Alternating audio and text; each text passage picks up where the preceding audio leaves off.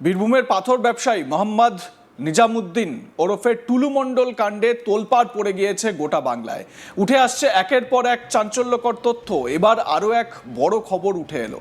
চর্চায় টুলু মণ্ডলের বেআই বসিরহাটের বাসিন্দা আব্দুল বারিক বিশ্বাস ও তার অবৈধ কারবার। টুলু মণ্ডলের মেয়ের সঙ্গে বিয়ে হয়েছিল বারিক বিশ্বাসের ছেলের। জাঁকজমকপূর্ণ সেই বিয়ে গোটা বীরভূম জুড়ে চর্চার বিষয়বস্তু হয়ে উঠেছিল। শুধু বীরভূম নয়, গোটা পশ্চিমবঙ্গের চর্চার বিষয় ছিল এই বিয়ে। জানা গেছে বসিরহাটের সংগ্রামপুরে বাড়ি বারিক বিশ্বাসের। অভিযোগ, বেশ কয়েক বছর আগে পর্যন্ত সে বিভিন্ন সীমান্ত এলাকায় পাচার হওয়া গরুর সিন্ডিকেট চালাতো এবং তা থেকে সে মোটা টাকা ইনকাম করত। গরিব ঘরের সন্তান বারিক বিশ্বাস প্রথম জীবনে ট্রাকের সহকারী চালক হিসেবে কাজ করেন, তারপর ট্রাকের প্রধান চালক হন। এলাকায় কান পাতলে শোনা যায় যে সময় তিনি ট্রাক চালাতেন সেই সময় বসিরহাটের স্বরূপনগর সহ বিভিন্ন সীমান্ত দিয়ে গরু পাচার হতো। অভিযোগ, সেই গরু পাচার চক্রের সঙ্গেই জড়িত ছিল বারিক বিশ্বাস। গরু পাচারের যে সমস্ত মাথা ছিল তাদের সঙ্গে সুসম্পর্ক তৈরি হয় বারিকের। স্থানীয়দের একাংশের দাবি, তারপর থেকেই গরু পাচার, সোনা পাচারের সিন্ডিকেট চালাতো বারিক বিশ্বাস। শুধু উত্তর 24 পরগনা নয়, রাজ্যের বিভিন্ন প্রান্ত দিয়ে গরু, সোনা সহ বিভিন্ন জিনিস পারাপারে তার যোগ সামনে আসে বলে অভিযোগ। কয়েক বছরের মধ্যে বারিক বিশ্বাস হয়ে ওঠেন বসিরহাটের বারিক ভাই। 2015 সালে প্রচুর সোনা সহ বারিক বিশ্বাসকে গ্রেপ্তার করেছিল শুল্ক দপ্তর। কিছুদিনের জন্য জেলেও গিয়েছিল সে, পরে অবশ্য জামিনে মুক্তি হয়। তারপরই গড়ে তোলে বেসরকারি কলেজ। এরপরও বারিক বিশ্বাস বেশ কয়েকবার পুলিশের হাতে ধরা পড়ে। রেশন দুর্নীতিতে যোগ রয়েছে সন্দেহে 2024 সালের 30শে জুলাই তার বাড়িতে রেড করে ইডি। কারণ এলাকায় জ্যোতিপ্রিয় মল্লিকের ঘনিষ্ঠ হিসেবেই পরিচিত ছিল এই বারিক বিশ্বাস। 2024 সালে বীরভূমের পাথর ব্যবসায়ী টুলু মণ্ডলের মেয়ের সঙ্গে বারিক বিশ্বাসের ছেলের বিয়ে হয়। বিয়ের বিপুল খরচ সেই সময় ব্যাপক চর্চার বিষয়বস্তু হয়ে ওঠে। আপনাদের তো নিশ্চয়ই মনেই আছে, টুলু মণ্ডলের মেয়ের বিয়েতে বলিউডের আরবাজ খানকে নিয়ে আসা হয় এবং আলিশানভাবে সাজানো হয় সেই বিয়ের আসর। দেখলে চোখ কপালে উঠে যাবে। দেখুন সেই ছবি।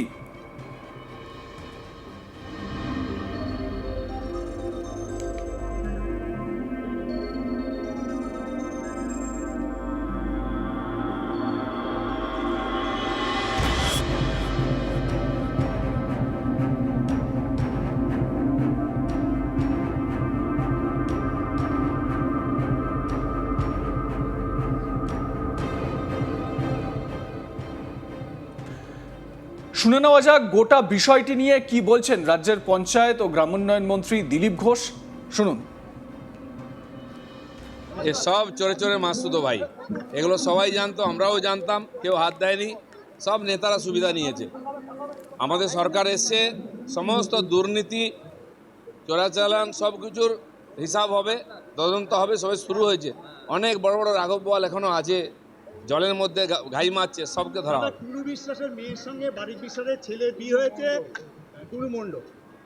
কি বলবেন? সেটা বারিক বিশ্বাসের বাড়ি বসিয়া, কে কার সঙ্গে বিয়ে দেবে সেটা আমি বলতে পারি না। সে যদি অপরাধ করে তার সাজা হবে। তাহলে কি সীমান্ত এলাকায় পাচার চক্করে এই যে এত বিপুল পরিমাণে টাকা রয়েছে, নাম জড়িয়েছে সোনা, তাহলে কি বারিক বিশ্বাসও এই চক্করের সঙ্গে জড়িত? সে তো ভবিষ্যতে তাকে সিবিআইও ডেকেছিল এক সময়। যার অপরাধের সঙ্গে লিঙ্ক থাকবে, কার সঙ্গে বিয়ে আত্মীয়তা করেছে বলে সে অপরাধী নয়, কিন্তু তদন্তে তার যদি মনে হয় দোষী তখন তার সাজা হবে। মণ্ডলের ব্যাপক পরিমাণে সম্পত্তি দেখা যাচ্ছে, তিনি যে ডিসিআর জাল করতেন, অনেক কিছুই করতেন, সবে তো তদন্ত শুরু হয়েছে।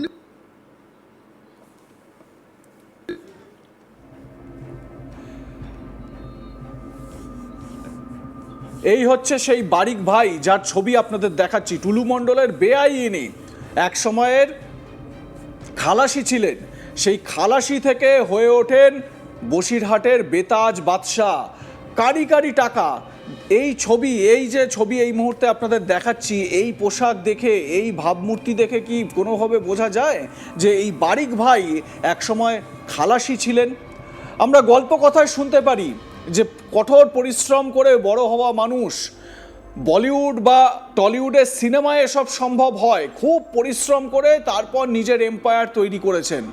কিন্তু বাস্তব জীবনে দেখতে গেলে, বিশেষ করে তাও আবার এই রকম একটা ঘোর কলিযুগে দাঁড়িয়ে যদি সেই রকম স্বপ্ন দেখতে হয় বা সেই স্বপ্নকে বাস্তব করতে হয়, তাহলে দু নম্বরই করা ছাড়া উপায় নেই।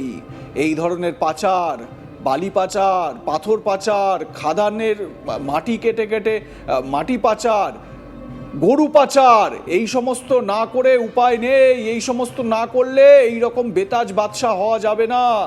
যেরকম বীরভূমের পাথর কিং টুলু, সেই রকমই বসিরহাটের বারিক ভাই। আমার সহকর্মী তপন মণ্ডল তার প্রতিবেদনে কি বলছেন শুনুন। সম্প্রতি বীরভূমে এক ব্যক্তির বাড়িতে ইডির তল্লাশি ঘিরে শুরু হয়েছে নানান রকম জল্পনা।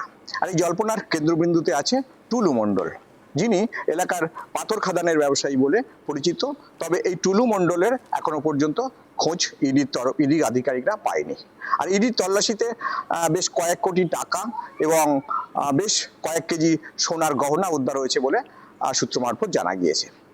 আর এই যে টুলু মণ্ডল, এই টুলু মণ্ডলের আত্মীয় অর্থাৎ সম্পর্কে তার বেয়াই বসিরহাটের বারিক বিশ্বাস, তিনিও এখন একজন প্রতিষ্ঠিত ব্যবসায়ী।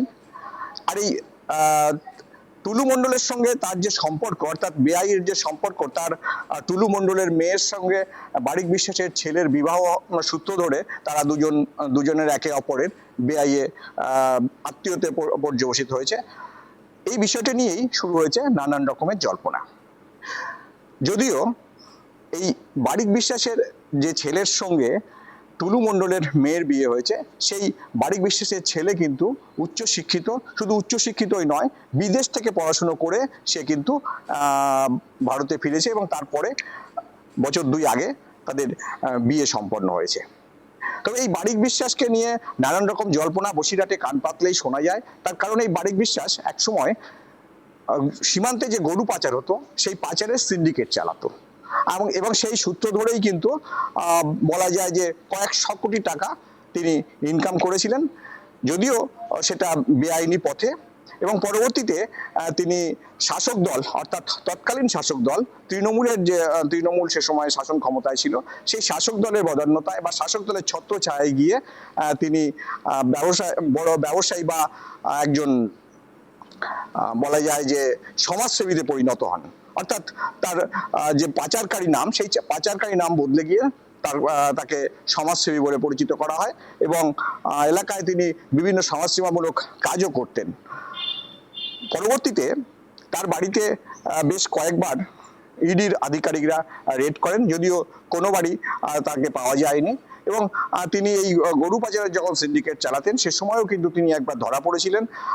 যতটুকু জানা যায় যে সোনা বয়ে নিয়ে যাওয়ার জন্যই কিন্তু তাকে ধরা হয়েছিল। পরবর্তীতে তিনি জামিনে মুক্তি পান এবং গত লাস্ট যেবার বসিরহাটের সংগ্রামপুর এলাকায় ইডির আধিকারিকরা এই বারিক বিশ্বাসের বাড়িতে হানা দিয়েছিল, সেটা কিন্তু 30শে জুলাই 2024 সাল, অর্থাৎ বলা যায় যে 2 বছর আগে, ঠিক 2 বছর আগে ইডি আধিকারিকরা তার বাড়িতে হানা দিয়েছিল। লাইক, কমেন্ট, শেয়ার করে আপনাদের মতামত জানান। দেখতে থাকুন আজ তাক বাংলা, সাবস্ক্রাইব করুন ইউটিউব চ্যানেলটি।